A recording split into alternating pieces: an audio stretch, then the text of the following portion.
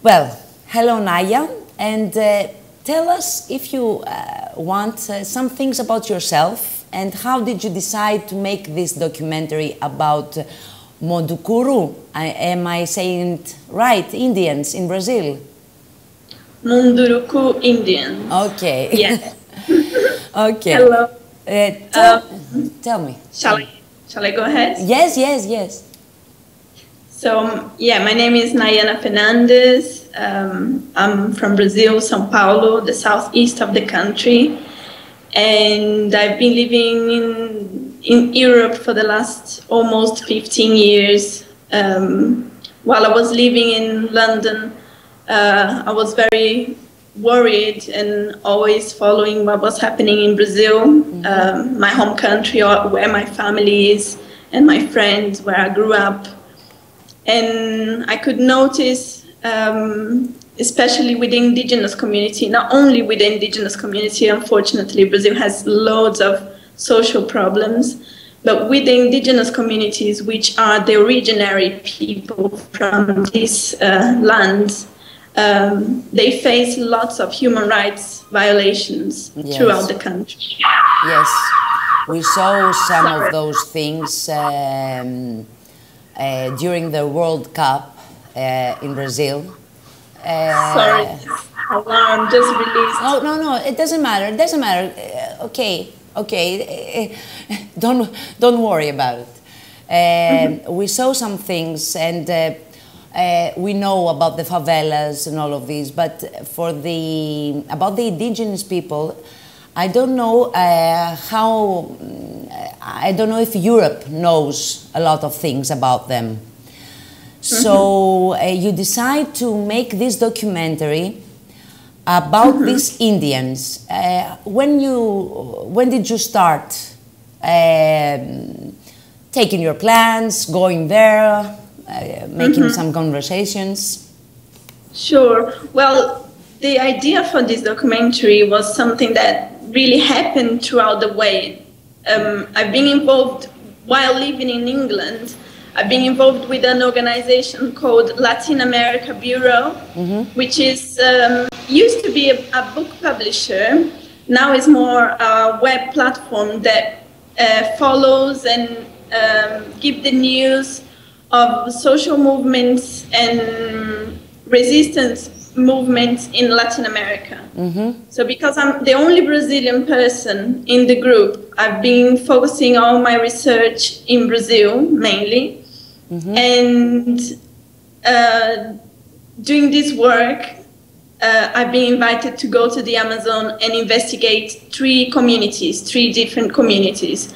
This indigenous community, the Munduruku, and two other communities which are gold miners, like traditional gold miners that go for gold in a very traditional and very small scale. And I also went to a community of ex-black slaves in the north of the area where I was in Pará state.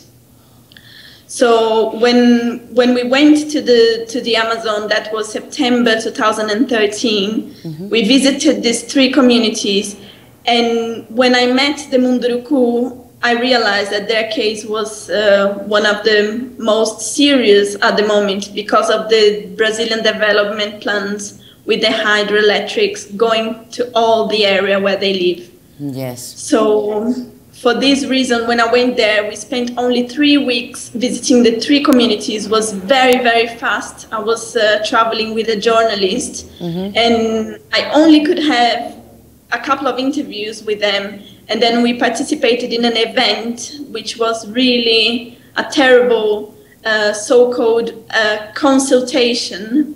Was an event promoted by the government, but in fact it was not any consultation. The event was made all in Portuguese, no Munduruku language. All the questions had to be made written, and these people are oral culture. They don't write generally, you know. Some of them, of course, have learned Portuguese, but most of them couldn't even, you know, the event started with the national anthem, and none of them could even sing the national anthem was a very violent situation. And so I had images of this event and a couple of interviews with 2 or 3 leaders. But then I returned to São Paulo after this trip, and I realized the story of the Munduruku was a serious one because of these development plans. And I had the opportunity to return in February this year and then record more. So in February was when I decided I wanted to do this film. Initially, the idea was just to make a few interviews and follow this British journalist to make some, very short films and written pieces. So in February was when I decided, and then I started to research and get involved more with the community and supporters locally. Yes, and you made a great job. Can you tell us, because at the broadcast that I will do about your work, we will see the trailer of the documentary, and as I said, we will like to subtitle it in Greek also, because I think it's something that all people must see. Can you tell us in a few words what risks those Indians face over there? How the government is planning, what the government is planning for the area where they live? Well, the Munduruku people are facing lots of destruction because the Brazilian government is planning to build up a series of hydroelectric dams in the river where they live, which is the Tapajós River and the tributaries. So only for the Tapajós River, which is one of the main tributaries of the Amazon River, there are 5 big dams planned. Then for other tributaries of the river, there are many other dams which are smaller scale, but still are going to change the environmental situation of the place, but also because of the industrialization that this conveys will change the whole way of life of these people. Yes. If someone asked you if such a development that the government is planning over there is needed for the people and it will do good to them, what would you say now that you met them and you saw the way that they are living? Well, many people believe that these kind of plans will bring development for them, and technology and infrastructure and electricity, which means television and all that.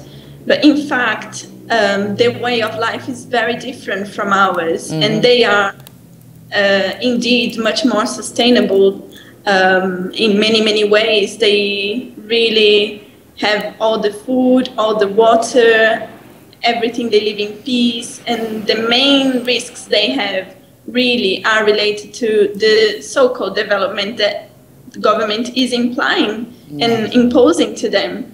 So it is very sad, and I don't think, personally, I don't think this is the way for them to develop, but mainly I don't think they don't think that as well. They are fighting back. Yes, and it's not their choice. So how was your experience when after your contact with these people? I saw the documentary, and you had a lot of discussion with the woman of the Indians. Is that right? How was as an experience, and what what is the important thing that you are keeping of that experience, that you keep of that experience? Well, the experience was really amazing because it was mainly the first time I was living with indigenous people. The second time I went to the villages, when I went to the main filming, the main block of filming. I spent 3 weeks with them. I had no contact in any forms in terms of phone or radio or anything. And it was really groundbreaking to see how free they are living, how sustainable they are living. And it made me think a lot of myself and my the way I live, but this society mainly, me as this society, Western society, you know. And it was a brilliant experience, and you know, they are human beings the same way as we are. We relate, especially when I was these 3 weeks in the village. I couldn't speak to them because I don't speak Munduruku. Only one person could speak Portuguese there, which was an indigenous guy that grew up in the city. So he was the translator and interpreter. And, you know, I was relating to people without speaking their language in a very human way, in a very, you know, normal way. Yes. And it's really impressive because generally when I say to people, oh, I went to this village, I was in the middle of the Amazon, you know, generally people ask, oh, but how was that? Is that very different? And in fact, we are all human beings. We relate in a very similar way, even though we believe in different things, or even though we do or eat or, you know, speak different languages. We are mainly, essentially the same. And this was very, very powerful. This was very, very powerful. And the amount of disrespect and disregard they are facing is just very violent.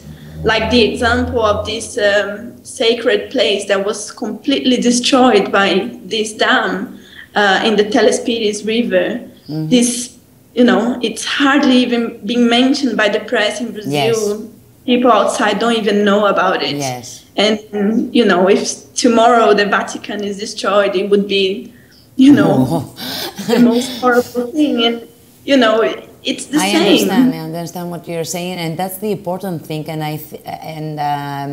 I believe that what you just said is an answer to all of those people who think that what happens over there is not a concern for the rest of the people, and it's not a problem that we must look at, or it doesn't concern us. And I think that what you just said is an answer to all of those people, because someone would ask, okay, here in Europe, in Greece, why are you looking what is going on to the Indians in Brazil? But the way those people live, I think it's and all of those things that the government is trying to do to them is something that a lot of people have to face in their countries in different ways. There we have the indigenous people, and sometimes we think that they're not, as you said, humans like us. We have to press them to live in a different way.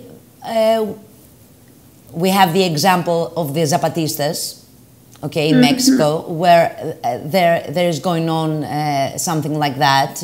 They want to make them live in a different way. And we all know what development means for the government and the money and the companies and all of those things. Who helped you to create this documentary? How did the documentary how did you produce the documentary, Naya? Well, the documentary was mainly produced independently with the support of lots of solidarity work. Many people that got involved with the story, especially on the post-production period. For the production moment, I got the support of the organization I've been involved for the last almost 5 years, which is Latin America Bureau in the UK. we got a little grant to travel to the Amazon to do the first job, which was not related to the documentary directly. So this was the first bit of the documentary, the travel expenses. And then the second part, it was I was traveling to the area with another project as well, and I was investing my time with the other project, which was filming the work of a scientist with the Indians, and then doing my project on the side. So mainly it was me using jobs I was doing throughout the journey and then creating this documentary in parallel, independently. And post-production wise, in contact with the Indians, supporters locally, and then technically with the solidarity work, as I said. And then now, for the distribution, we are creating a crowdfunding campaign. At this very moment, we are working with the local supporters and the indigenous leaders. They are, I don't know if you are aware, but some of the Munduruku groups are marking the land that the government was supposed to be marking for them. And they are taking this work as a direct action, and they're doing it by themselves.